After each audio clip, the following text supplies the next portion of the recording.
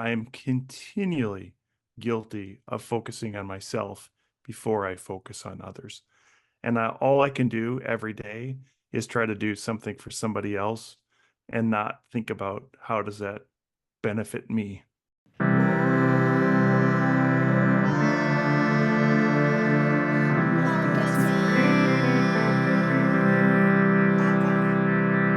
People of the world, welcome back to Moral Marketing, the show where we talk about God, spirituality, and dare I say, love in business. Today, we are joined by the incredible Brent, who is a seasoned content strategist with a keen eye for detail and passion for crafting compelling narratives, at content basis. Brent specializes in developing content strategies that align with client goals, driving engagement, and improving brand visibility. Before we hopped on, Brent mentioned that he is Lutheran, so I can talk about God, which makes me a happy camper. How's that make you feel, Brent? Good. Thank you. Mr. Peterson. Yes, thank you. Mm-hmm. Oh, Um, talk to me. yeah, go ahead. Sorry. So, basically in business nowadays, I feel like there are two rules. Thou shalt not mention God, and thou shalt not mention love.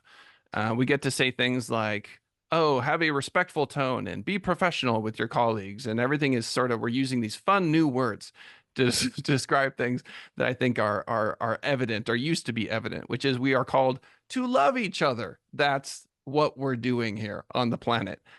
Difficult circumstances, we're supposed to love each other. But we've gone so far away from that it just doesn't, it's just not part of the culture anymore. Do you think it is possible for employers, employees, businesses to love their customers and to love each other? It's a necessity, and I think love is still in the vocabulary of business and marketing. I would agree that God and politics are often, well, let's say politics now are seem to be one of those pieces that some businesses use as a lever to try to get customers. But I think God can be used in any setting. I don't.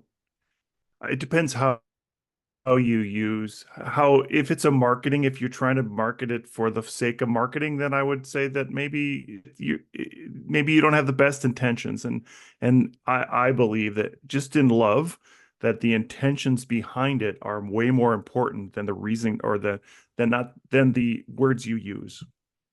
Yeah, that's fair. So I would agree with that. That I just feel like, what we tend to do is, especially with colleagues, because of sexual harassment and everything that's gone into workplace issues, um, people have just gone, you know what? I'm just going to remove the word love because I don't want, right? And like any of that sort of, and I totally get the perspectives and how complicated it is. It just feels that we've lost the thread, if that makes sense.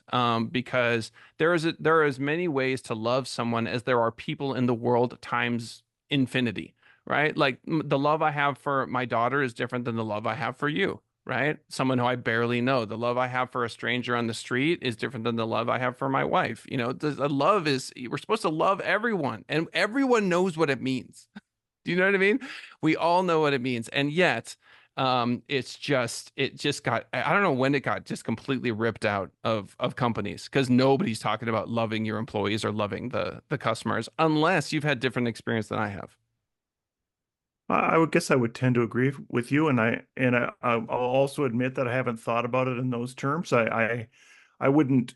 I guess I wouldn't not use those words in terms of I love my employees. I would say that, and certainly love our customers. Um, maybe saying it that way makes it more generic and makes it less like like I think that people would question why you're saying that. Mhm. Maybe that's the heart of it, is the intention behind why you're saying I love my customers and I love my employees.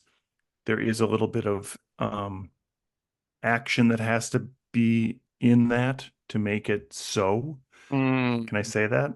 that's Can so we? true. Yeah, because like if you're running around, I mean, because the big old hypocrite flag comes up, right? If you're like, oh, we love our employees and we laid off 10% of them, right? And so that's, I think, why a lot of business owners just and large companies especially would never, not in this culture, not in a million years, because they are fully anticipating layoffs. Right. They're like, it's a part of the business. It's just what happens. Like we hire during good times, we lay off during bad times, and it just kind of is what it is. And so like I think the truth is they don't love them. I think that's what it boils down to. Is it's sort of like, like we do respect you and we want you to be here and whatever, but it's like it's almost like we live it feels like we live in upside down world sometimes to me, right? Where the entire point of us being on the planet, as far as I'm concerned, is to learn to love each other in difficult situations. And for some reason, business gets a complete and total pass. Like when money is added, it's just like, look, I hired you to do this job, do this job. It is what it is. And like, and we just, love is like way down on the priority list. Yeah, no, I'm with you. I agree with you there. I do feel as though there's so many things that we can bring from church to work, and there's so many principles that we can employ in that again, coming back to doing the things that we say we are going to do are way more important than saying them, and that the community things that we learn in church and that we learn about loving our neighbor as we love ourselves, are are things that we can certainly use throughout our workday, and we can say God or we can say love without offending people that don't believe in God by practicing those things. Let's just say those things that were taught to us from the Bible. That's what I would read. And there are things that we can do that don't offend our neighbors that aren't in that belief system. I'm trying to walk a fine line here Yeah, and that's why I by love. saying that. Yeah. Yeah, that's what the what you're doing right now, that is what the show is all about. It's like we have to dance on this sort of like it is such a fine line where you start talking about love and God and business, and it's just like you have to be so perfectly accurate, right? In the words that come out of your mouth to do it. And that's sort of, the world, like that, because God, I feel like God calls us, if you're a Hindu, Buddhist, Muslim, like I'm on board. Okay. You want to read the Bhagavad Gita and talk about Arjuna and Krishna and the many faces of Godhead? I'm on board. You want to talk about Siddhartha Gautama, the Indian prince who achieved enlightenment under the Bodhi tree? I'm down. Five pillars of Islam. Let's do this. Right. So, for me, love transcends all of these things. Um, and so the point is that when we talk about God, my definition is the creative force, if you will, that is unconditionally loving to a degree that is like impossible to understand, and it's verified by countless near-death experiences.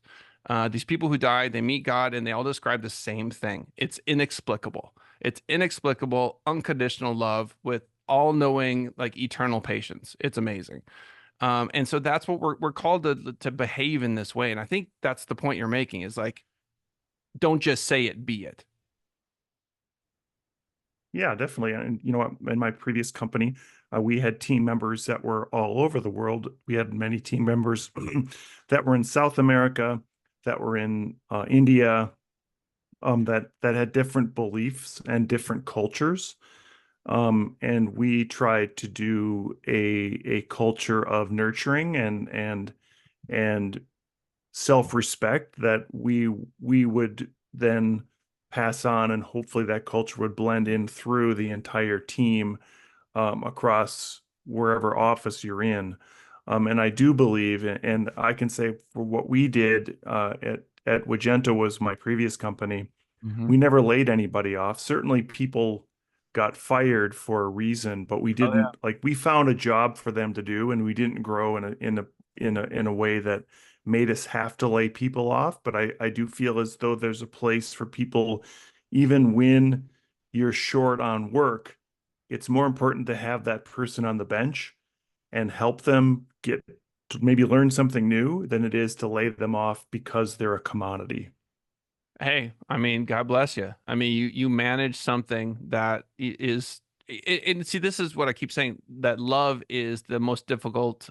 Like if life were a video game, love is the highest difficulty setting. It's nothing even comes close. It is unbelievably difficult to love everyone and to keep people on staff, right? And to navigate it the way that you did. This is precisely what I'm talking about, right? So I think that's amazing. So to pivot a little bit from that, just give me like the 20-second on content basis so the folks know what you're up to now. But additionally, I want to talk about how we lovingly promote a brand like the one that you have, right? So what are you doing nowadays? Yeah, so we sold our business in 2021, and I stayed on as the president of that business for 2 years and then exited. Uh, I then, I guess, very quickly, within a month, started a new company. And so now we develop content based on AI, but also have human beings involved. And I do believe that chat like well, I guess it's going to be different when Chat GPT does book a vacation and shows up at the restaurant in Mexico that you're promoting, and they're going to buy those tacos or whatever they're selling. At the moment, ChatGPT doesn't buy any of those things, but the people behind that are buying those things. So I believe humans have to be involved in the entire cycle of marketing or content generation or whatever you do, right? So my belief is that even though if we use AI to help us generate some content, that a human has to be involved at the end of every single piece of content to ensure that a human's going to want to read it. So Yeah, that's where content basis came from. We are a creative agency, so we do create video, audio, uh, images, and regular written content, and we have a lot of fun doing it. I have a lot of fun doing it. So yeah. that's where basis came from, and we are growing and adding on more humans to our team every day. Yeah, fantastic. So there's a lot to unpack here because about 8 months ago, I was spending $6,000 to $7,000 a month on Text Broker, and Text Broker was a company that you would buy content from. If you wanted legal content, maybe it was like $60. A human was writing it, and very quickly as ChatGPT grew, I recognized that I don't trust the content that's coming through as being human generated anymore. I just don't because I'm spending a lot of money. 60, $70 is a decent chunk of change on like a 1,200, 1,500 word piece of content. And then I took excerpts from the book that I wrote. So this one here, this everybody's doing it, 100% me. And I'd run it through these AI checkers and they would say, oh, that's AI, right? Like half the time they'd say it's AI. And then I wrote this book, Digital Marketing Unlocked, completely with ChatGPT 3.5. Like there's only one section in that book that I wrote. The rest of it is completely the robot. And that would be like flagged as original or flagged as AI, depending on which AI checker you used. And so I have no faith in the ability of machines to determine if a machine wrote it or not. I have like zero. And so I refuse to order content from people that I am not completely sure actually sat down and wrote this thing. And short of like literally like putting them in a room and like having them, you know what I mean? Like watching them do it. Uh, that's it. So how do you ensure that human beings are actually touching this content? Well, I mean, I think you have to read it and go through it. And the proof is when your client, and we do more technical things, or your client says, this is bogus, or this study that the content engine found isn't there. And we certainly say up front that ChatGPT or wherever Claude is coming up with Right. the actual written piece. But what we do then and go through and ensure that the links are correct, that Yeah. the actual content is correct. And then it is, at the end of the day, there has to be a subject matter expert. Either we do it directly, we go, we post on the client's behalf, or we give it to the client and have them read it. Hmm. So there is somebody that before it gets onto a website is reading the article at least to make sure that it's not redundant or it doesn't have bogus content in it.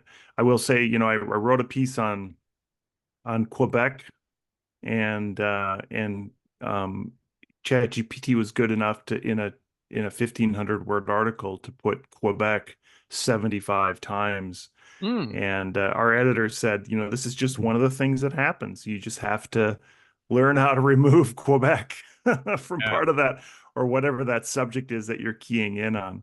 Yeah, the prompts have to be really, really strong, and it's getting so much better like every month. And I when I wrote this book, this 200-page book, it was just mind blowing to me. And one of the things I'm enjoying doing now is, for example, there's this gentleman who's got this incredible idea to take NFTs that are distressed, so they've lost a ton of their value, and securitize them, and then trade them. And so I have a 60-page book sitting on my Google Drive right now called Digital Alchemy: How to Take Distressed NFTs and Turn Them into Gold. Completely AI, like 100%. And one of the things I like about writing with AI is as I do it, I learn things, right? So I'm punching in the data. I'm like, what about this? I'm gonna give me an example of that. Gives me an example. Oh, cite your source. Okay, cite your. That's the other thing too. Cite your source. Like for people listening to this, I'm telling you, like you start adding cite your source to your prompts, and it starts getting really interesting because now you're seeing where it's all coming from. You take down dumb rabbit holes. It legitimizes the content. It's cool. And then I don't know if you've had the pleasure of doing this yet, Brent, but we built a robot because I wanted to know for sure if like 100% AI generated content will rank. And so we built a robot that auto generates news articles, and it's only like 12 days old. And so we have 12 posts, and they are ranking so far. And then I have a post that's 8 months old that's still ranking. So if you type in Las Vegas SEO for casinos, you'll see this landing page ranks number one, still ranks number one. And I wanted, because about 8 months ago, everyone was freaking out about whether or not AI generated content was going to rank forever, or Google would ban it and it's terrible, whatever. So it seems to be sticking around. What do you think about that? Do you think Google will ever try to find this stuff and penalize it? I don't think Google's going to be able to do it. I think that it's going to be so you mentioned earlier that the real human written content's getting flagged as AI. My friend has a business where they have only human writers, Mm, and when ChatGPT came out, their business got decimated, right? And mm. now they have new clients that are saying, "Hey, our content engine or our flag found your fake content. We need, you need to fix this." And we're like, they wrote it, they hand wrote it, and he went from even having his writers taking screenshots as they're going through Wow. to ensure that how they can prove it. But I think that the bottom line there is that even if a human is writing it, there's no way that Google or somebody else is going to be able to prove that this was AI generated or not. I think one thing that they've done is just make more sloppy writing.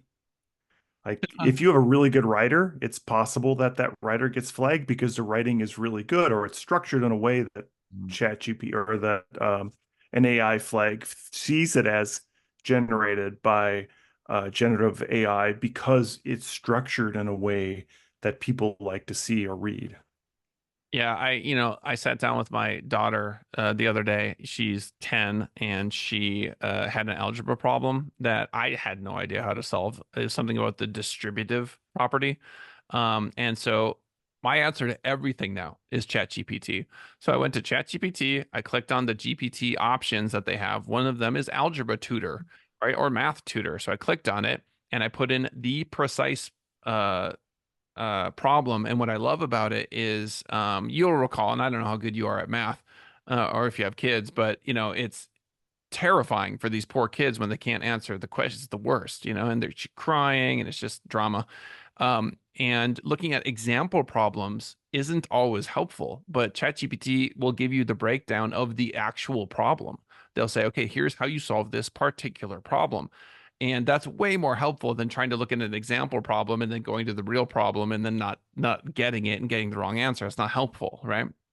And so ChatGPT is, I just I'm trying to think of like a technology that people used to think was cheating. When I was in when I was at university, they would say, "Oh, don't use the internet. It's unreliable. The information's unreliable." And now the only thing anyone ever cites is the internet, right?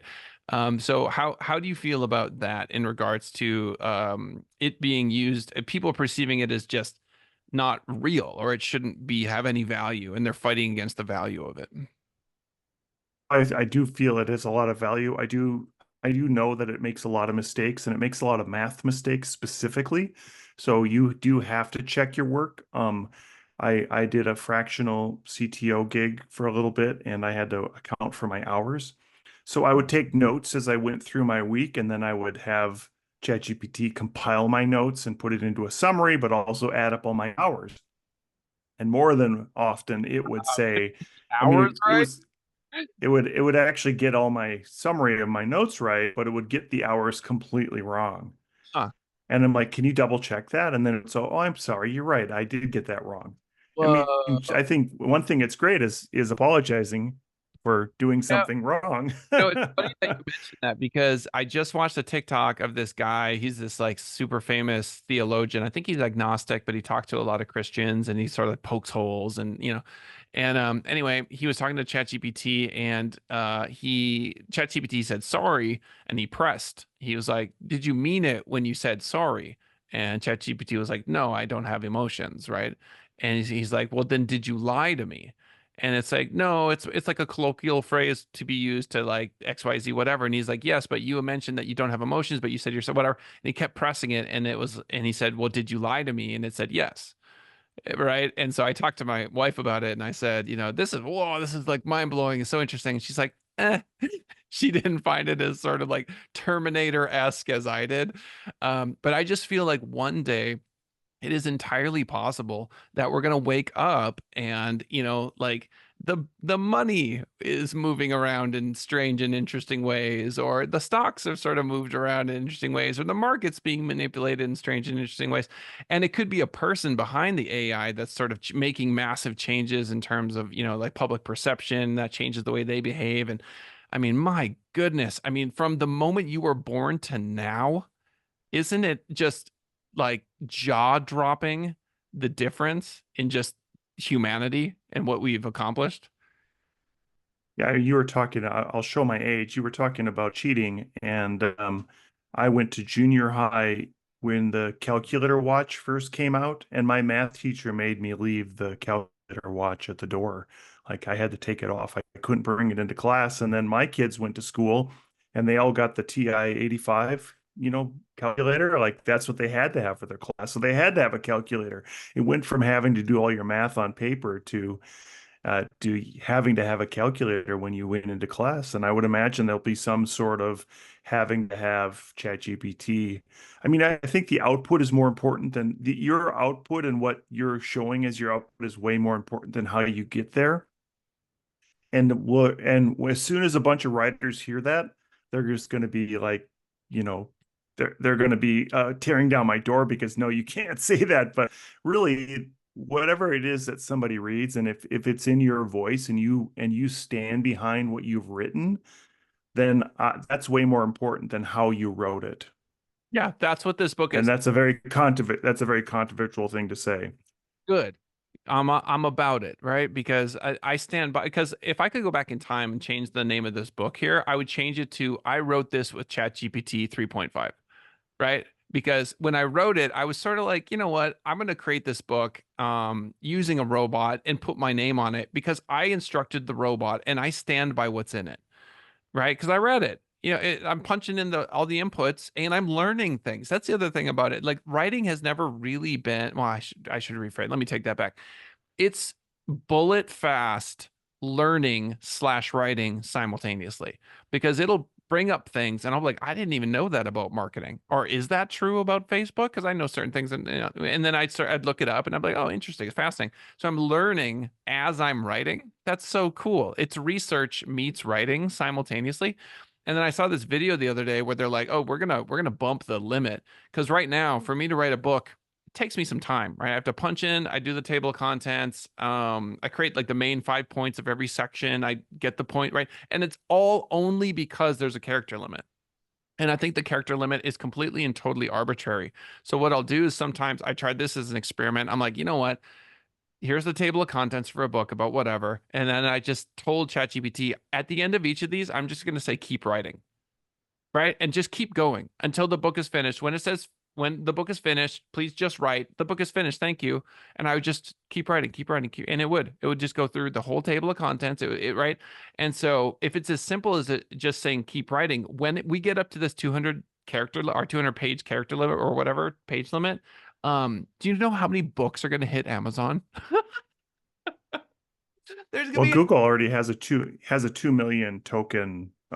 Gemini is 2 million tokens. a That's way more than, I mean, ChatGPT is one of the oh, lowest. I think it's 128K, but yeah, there's every day they're coming out with more and more. fine. I have to look at a Gemini now. Gemini. All right. I've been, you know what? I was like all, what's the word? Loyal to Chat. Yes, even Claude Sonnet is 200K. Google or ChatGPT 4o is 128, and Okay. there's a new version that just came out. For it's ba 8.6 August 6th, a new version of 4o came out for Yeah. ChatGPT. I'm rocking the 4.0. I'm spending the money and I've got the most updated one. But yeah. All right. Yeah, because I love the idea of like writing a book and then be like, now change this entire book and make it the target audience Christian women's ages 30 to 50, include jokes for that demographic, right? And then you change the title of it and there's your new book for that specific demographic. And then do the Hmm. same thing, change it for that. You just crank it out. Have you ever published self-published a book?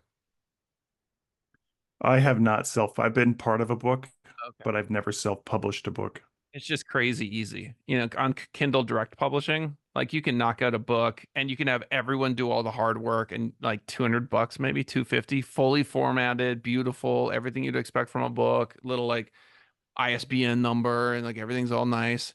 So yeah, I think people are going to be knocking out digital books especially. There's going to be Yeah, tons. there's a spring conference that I go to, CEX, Content Entrepreneurs Expo in Cleveland, and it's all about exactly what you're talking about, and you should definitely come and join us because what you've just described is it's run by Lulu, which is a self-publishing book company, so that what they really want you to do is sign up for their system.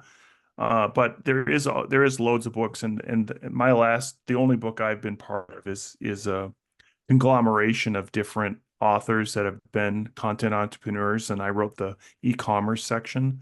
Right? Um, so yeah, I think that what you're talking about is exactly where book publishing is going to go. Yeah. And then the other thing, here's what I think a website looks like now and let me know if you agree with this. So when people go to leave, most websites, not all of them, they should be offered a book, before they leave. Yeah. Give us, that's what this thing is. It's just like, yeah, this is a hard copy and whatever. But when people leave senditrising.com, it's like, hey, download our free book, right? So you got your lead magnet there. Um, and then so many people don't recognize how easy it is. That's what's shocking to me. It's just like you could be holding a book in 2 weeks, but what I noticed, and this is probably just my personality, is that people they can't get through it. So I started doing this for clients and I was like, okay, here's 60 pages review, and I never hear back from them. What is that? Why is that, Brent? They just cannot bring themselves to read and edit a book. Yeah, I mean, I think if your job is to edit the book, you're going to get through it. But I will say that there's lots of very not fun reading books out there that I'll just never finish because they're just not good to read. Read Um, textbook. and yeah, I mean, even my friend wrote a book and I read through it. And unfortunately, it was the publisher who didn't format it right. Like it went from like in illustrations or whatever, like for would bleed over to the next page. Like the illustration would be a one page, and the description of the illustration would bleed over to the second page. There was just all kinds of things that weren't quite done right, and it wasn't polished. But I will say that it was, like if you can have a book that you can read in less than, if you can in less than 4 hours or 2 hours. Those are the books that are going to start winning, those short read books. And I know even at CEX this year, though they said that if you concentrate on writing books that people can get through in a flight, like a 2 to 3 hour flight, those are going to be the ones that are going to really win. Yeah, that's fascinating. Uh, you must have a dog. I thought it was a ghost that opened your door, Brent, but we are joined by a wonderful spirit animal. Um, so what do I want to say about books? Yeah, like I'm a little bit, I can be controversial at times, but I think people are going to do things like they're going to take the Bible, and because I have an action Bible, it's great. It's like a cartoon Bible, and I think that could have been people could have had harsh reactions to even that, but it's very common nowadays. But it's like a comic book, and my kids love it, and it's just so much more fun to read, right? Um, I am thinking about like retooling the Bible as a Western, retooling the Bible as like and everyone knows that this is, you know what I mean? It's like it's clearly it is what it is. Think of it what you will, right? Because people get very when it comes to even translating the Bible, and I get it and it's sacred and I agree. But that idea is fascinating to me, right? Like you can take an entire corpus of whatever language you want. Let's use a different example. Moby Dick, right? Let's say Moby Dick, and you punch it in and you say, rewrite this as a space odyssey. Right. And now it's, Captain Ahab on like some spaceship, and who owns the rights to that? Right? Is it like, are you going to get in trouble? Like, maybe, this is just fascinating times we live in to be able to literally be like 2 clicks away. And then what I'm noticing is the entire culture is turning into just show and tell, right? Like the value of show and tell has just upped precipitously with YouTubers and how engaging you are. And so it just feels like, especially people in the United States, it's our job to be the voice of businesses or to entertain. Yeah, I had a friend who would describe the Message Bible as blah blah blah blah blah blah. The If message? you ever read, What's the message? yeah, look up the Message Bible. What is It's written in 1970s real world English. it? I'd be interested because I'll be honest with you. When I read the Bible, sometimes I'm like, who, what, huh? Who's doing what? Like, I need an interpreter because I'm like, who's this person? Or like, they'll mention someone once and never again, And I'll be like, who are the main characters here? What is happening? Like, trying to understand the thread of that book is very difficult. Um, but what you were saying about the reads, the quick reads, I like this. I like this idea. Because yeah, people want it like snappy, like our videos and TikTok and everything. It's clearly something that people are interested in. I mean, quick reads, if you don't read Isaiah or Jeremiah, most of the other books are quick reads. Fair. And they're fairly easy to understand, right? Yeah. I just some of that Old Testament stuff, I'm just like, I struggle. It's a bit of a struggle to get through. Um, but yeah, and it's like at the end of the day, love everyone, tell the truth. And it's so funny how that can just fall apart, especially when it comes to like profits.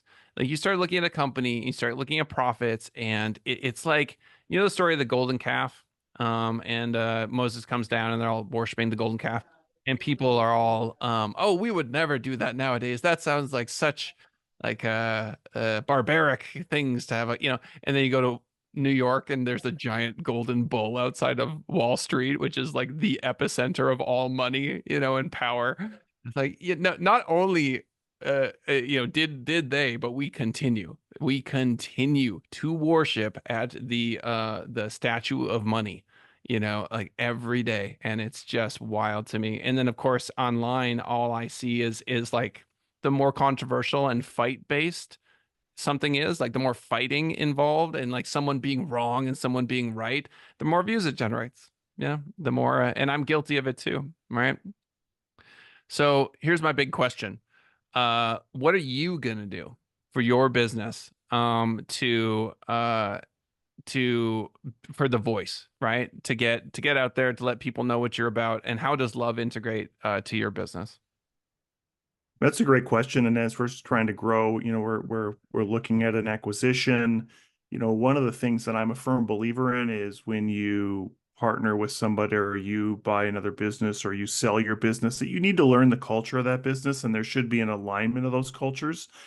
And that culture should be respectful, that people have a voice, that people have space to be creative, that every employee is seen as a person and not just a commodity. And I believe that you can start with all your with your employee base by continually working on that message, but then practicing that message in real life. And I look back at myself in my business career thinking, hey, I saw leaders that were our leaders that were argumentative or that were abusive to other people or that took very divisive positions without whatever having to with with with trying to push the other side to see their position and never give in, right? And I think that those things come out in how your employees see you. And I learned by practicing and doing those things and then seeing how that was reactive in the way our employees thought of us and then also spoke about us after they left, right? Some of those things you learn later, but I do believe that practicing what you preach, so to speak, is the best way that you can then bring whatever's happening with your employee culture to your customer culture. And your customers are going to see how you treat your employees the same way you treat your customer. And those things, it's like a triangle. Those things are all interrelated, and it's so important that all of that comes out in everything you do in business. And I hope I didn't skirt around your issue. I will say one last thing that Paul also says that he tries to be not everything to everybody, but he is respectful of other cultures. He said, "Hey, there's this monument to the unknown God, right?" And he came out and said, "Hey, that's our God. Mm, This God that you don't know about, that's the God that has created everything." And yes. he worked with other things. He worked with other cultures and integrated them into what his message was. And he didn't hey, he tried the whole hard sell thing, by killing people and making people do what him as a Pharisee made other people do. But I think there's a better way to go about it, and that going about it is by loving your neighbor and by doing things that are respectful of everybody, and then integrating into that to make sure that that they see who you are and what you value. Yeah, this is the Holy Spirit as far as I'm concerned. It's precisely what you said, which is there's this gentleman. I got to look it up one of these days. Daryl is his first name. African American gentleman who meets Ku Klux Klan members, and how difficult is that, right? That's wild, and he's been doing it for decades, and now he's famous, and he deserves every ounce of it, and he collects these Klansmen's robes because all it takes is one person to just like love them and be like, "Hey, you want to like grab barbecue?"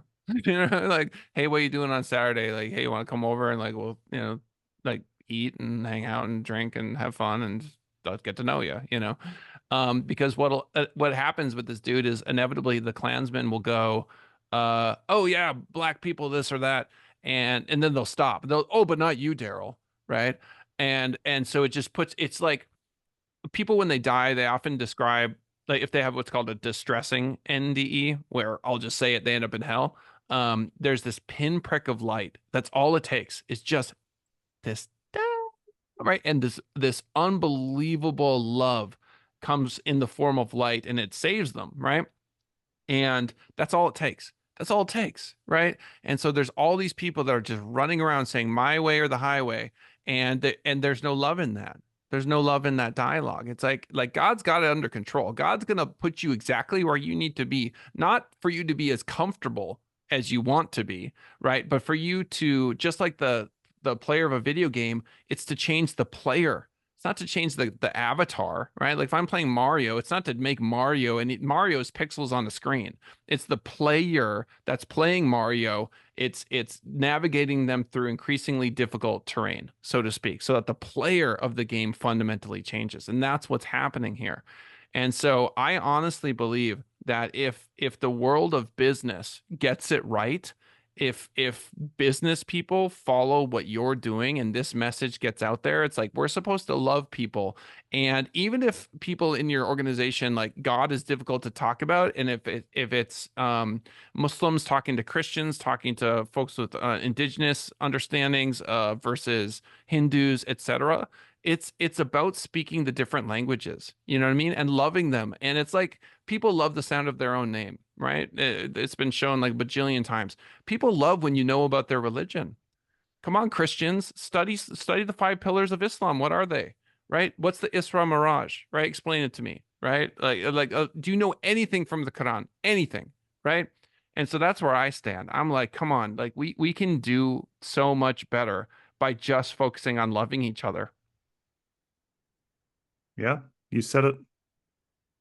No comment. I mean, no additional comments. It's We got awesome. Peterson rocking and rolling. And then yeah, I didn't know you were interested in acquiring Send It Rising. It was interesting that you mentioned that earlier. Or did I misunderstand? Maybe I misunderstood. Probably it's a simple misunderstanding. Um, so when it comes to other businesses, okay, so let's take a look at them. Is there any client that you just wouldn't take? Right? It's just fundamental, couldn't work with you. You do this, you sell guns, you sell weed. Um, like who are you not going to work with?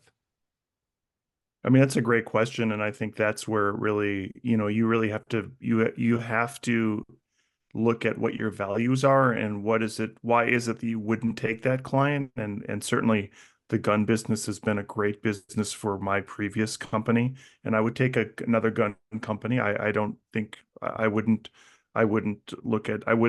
think twice about that. I don't know. I mean, I think it's at the time you have to look at what it is and why what is it that you're not doing? Why aren't you going to take on that client? And I think this is a really relevant thing right now. There are certain clients, like my wife was my previous business partner, and she was like, "No, we're not going to work with them," and I respect that. So it is like, why wouldn't you work with them? That's the question to ask. Not who is it that you're not going to work with, but what is it and who is it that would be the objection, and what is the objection that you wouldn't do that? Mm. So let me ask you this. When it comes to your life ambitions, right? What kind of legacy do you want to leave in terms of the world being better that you found it? And do you feel that throughout your career, morality has played a central role in what you do with these companies? Or do you find yourself at times just leaning into profit? Or is it a combination of both? I think that people continuously grow over time, that I've learned over time that the people part is way more important than the profit part. I will say that in the past that I have been completely opposite of that, that I thought that everything revolved around money, and the more money you can make, the better you're going to be.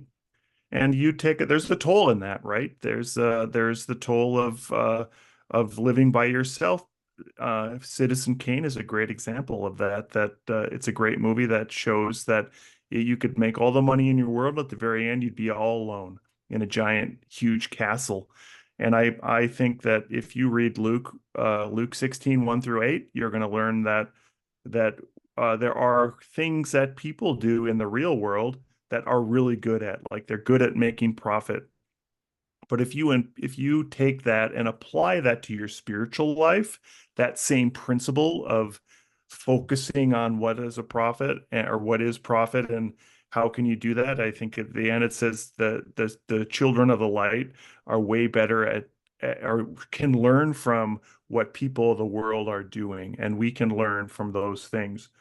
Um, at and I think that we can learn more and more from what we're learning in whatever Bible you read, whatever religious text you read, hopefully that those messages and what is coming out of there is aligned with what you believe. Yeah. So listeners, be patient. I'm going to tell the parable of the shrewd manager. This is Luke 16, 1 through 8. The parable of the shrewd manager. Jesus told his disciples there was a rich man whose manager was accused of wasting his possessions. So he called him in and asked him, "What is this I hear about you? Give me an account of your management, because you cannot be manager any longer." The manager, oh, by the way, this is ChatGPT, so I don't know if this is accurate or not. So Brent can tell me if this is off. I just punched it in. The manager said to himself, "What shall I do now? My master is taking away my job. I'm not strong enough to dig, and I'm ashamed to beg. I know what I'll do so that when I lose my job here, people will welcome me into their houses." So he called in each one of his master's debtors. He asked the first, "How much do you owe my master?" 900 gallons of olive oil, he replied. It's a lot. The manager told him, "Take your bill, sit down quickly, and make it 450.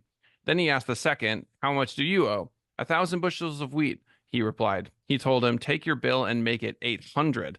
The master commended the dishonest manager because he had acted shrewdly, for the people of this world are more shrewd in dealing with their own kind than are the people of the light." I don't understand that at all. And did ChatGPT totally butcher it? No, that was right on. And Is that yeah, right it's a on? really hard one. What It is is it? a hard That makes one. no There's sense. whole books What, written just about this. what happened? And I would encourage you to really dig into it because I think it's super interesting. That last little bit is, I think, the last that last section where it says the people of the world are better than at dealing with their own kind, right? So what they're saying is that this shrewd guy who got caught for cheating or stealing from his master Yeah. um, took what he could do at the time to be able to stay and be friends with a bunch of other people in terms of, you know, welcoming into these homes and having a life after he is no longer a manager. And again, I don't, it's a hard one, but I feel like there's a good lesson in there. And if The you can lesson. focus on that. Yeah, what is the lesson? I do not understand this at all. So just tell me your So if takeaway. okay, my interpretation is if you are really good at earning, and if you're really good at trading on the stock market, or you're good at doing something in the making money, you could also be good at building community in a church, or you could be good at helping somebody in a church do something or whatever. I think there's a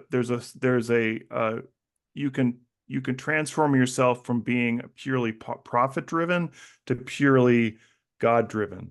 Oh yeah, ain't that the truth? And that's sort of like, and what I think is funny about the word God, and God has a sense of humor, by the way. I hear from people who've had near-death experiences, is that if I say God, you could be the most staunch atheist on planet Earth, and it still means something to you, right? It still has meaning. So say like super materialist, right? What I find is when I mention God, it literally there's a like physical reaction that comes up in people to literally just saying the word God. And because what it does is it challenges us to look beyond ourselves and to look at the entire all of existence and go, what's really going on here? Because there is a lot of pain and so a lot, and it is difficult for everyone. I don't know anyone you could have $1 billion in the bank and it is hard for you. You wake up, you breathe the air, you're subject to gravity, your body hurts, things are going on, you got stress, you got family, you got this, you got that. Like this is just the nature of being a human being. Um, and so I love mentioning God. I just love mentioning God because it just changes the whole tenor of the conversation. And then of course I followed up with unconditional love and all these things. Which unconditional love, oh wow. There's a goal to set.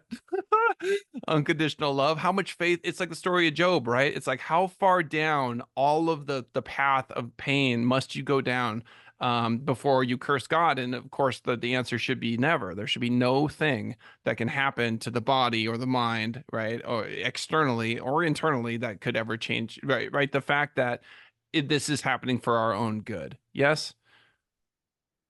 Yeah, no, I mean, if you, and the interesting thing about Job too, it's about him being vain, and so vain that Was he vain at he the beginning? I thought he was just like he was like the best. He just God's like, this dude's awesome. Check him out. Like, he's doing so great. And he's got money, everything, family, and he's good.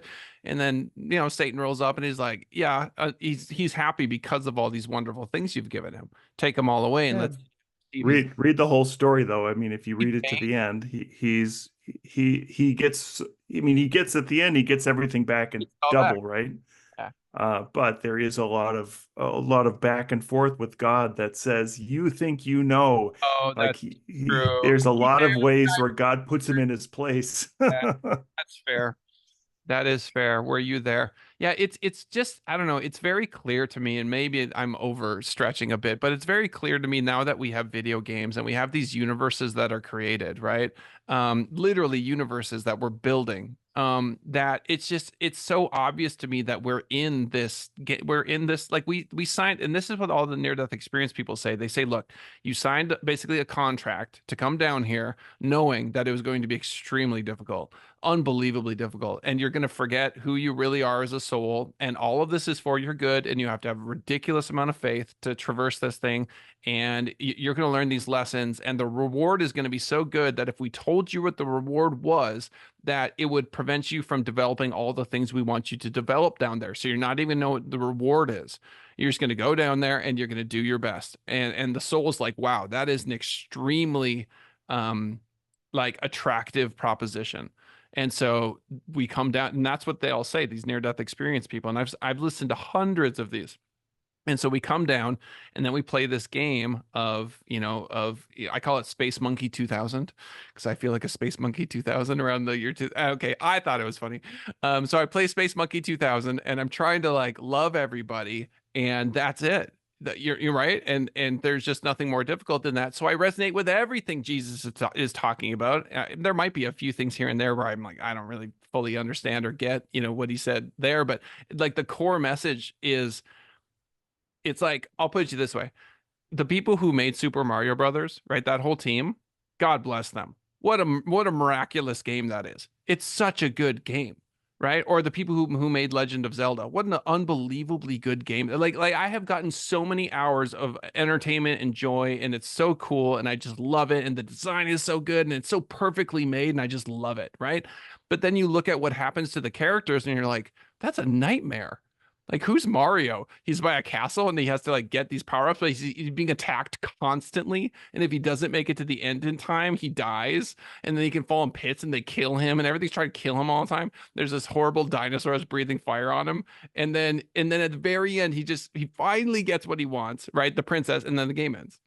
So that's what it feels like. It feels like it's like, oh, here comes cancer and heart disease, and your parents died, and here's this other horrible thing, and this dog died, and this fish died, and this all right. You're just like, oh, like so horrible. But it's like, it's so good. Yeah. So, final question for you. Given all of that, right? What can you do? What can you do? What bold thing can Brent Peterson do, or what have you done to show tremendous amounts of love, given this position of power that you have, having been someone who sold his company, something that many people aspire to, dream to, I do, right, and many others as well. You're at a place where you wield a substantial amount of power. What can you do to bring more love into this world? I mean, I would disagree that I have a lot of power, but I would say that you can continue to do good in the world, and that you could continue to take focus away from yourself and focus on others first. And I will also, in the same breath, say that I am continually guilty of focusing on myself before I focus on others. And all I can do every day is try to do something for somebody else and not think about how does that benefit me? If you could do something for somebody else without any motivation behind it, you're doing much better than you were before you decided to do whatever you were going to do. And with some motivation that I'm going to get it, right? I think sitting at the sit right away, sit at the lowest part of the table, and hopefully you get promoted, but you don't get kicked out because hey, you took the best seat at the table. That's beautiful. That reminds me of there's a have you ever heard of the Ramayana? It's a Hindu story. No, I should, but I haven't. Oh, God bless you. I'll tell you real quick. So Ramayana, there's in Hindu tradition, there are incarnations of God, which is actually quite similar to the Christian tradition. And one of the incarnations of God is Lord Ram. And Lord Ram shows up and he does all these incredible things, but this evil monk, which ironically, this is his last incarnation. So before he basically goes to heaven and stays there forever, it was actually an evil one, which is a very different sort of philosophical way that Hinduism goes in terms of Christianity, etc. But anyway, so evil monk shows up, tricks Ram's wife, steals her, takes her to Sri Lanka. And so there's this monkey god, sort of demigod guy named Hanuman, and you'll see him around a lot, little monkey statue. He saves Sita, which is Ram's wife. So he saves God's wife, essentially. That's the story. He comes back, delivers Sita. Spoiler alert, it's like 3,000 years old. Spoiler alert on this 3,000-year-old book. Um, gives Sita back to Ram, and Ram, who is an incarnation of God, can give Hanuman anything. Anything. And they call it a boon. It's like, you did it. You did it. You brought back my wife. You win, right? What do you want? Name it. And Hanuman says to Lord Ram, he says, release me from the tentacles of egoism.